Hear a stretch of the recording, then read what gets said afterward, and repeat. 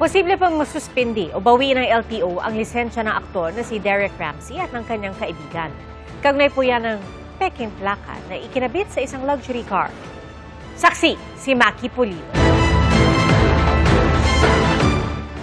Ang plate number ng Porsche 918 Spyder sa social media post na ito na nakita ng mga taga-Land Transportation Office, iba sa aktual na plate number sa LTO record ng parehong sasakyan ng aktor na si Derek Ramsey. Kaya iniimbestigahan ngayon ng aktor at kanyang kaibigang si Anthony Jude Viulago na nagmaneho ng Porsche gamit ang pinaniniwalaang peking plaka. Sinurrender na ng aktor ang kanyang Porsche kaya't naka-impound ito sa LTO main office habang iniimbestigahan ang kaso. Sinurrender na rin ni Viulago ang kanyang driver's license. Ang paliwanag ayon kay LTO Chief Marcus Lacanilao, pinalitan ni Viulago ang plaka para magtugma sa kanyang initial na AJV nang imaneho ang Porsche. Papunta daw sa isang event at syempre kumbaga gamitin ko yung term na may yabang na dahil sa event gustong pakita. It's very mababaw pero yun ang kanilang ginawang dahilan.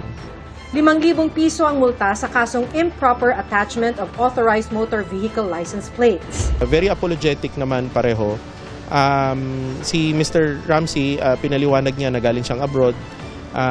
Meron silang internal na usapan sa kanila pareho. Umamin sila sa pagkakamali.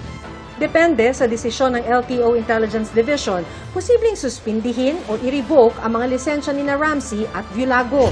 Mabigat po yun, ma'am, kasi unang-una, pinalitan mo yung, kumbaga, pinapalitan yung identity ng sasakyan eh.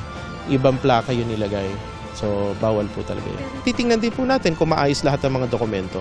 Sa show cause order na inisyu ng LTO, naka 90-day preventive suspension na ang lisensya ni Viulago. Pinapupunta rin sila sa August 24 sa LTO Intelligence Division para magpaliwanag.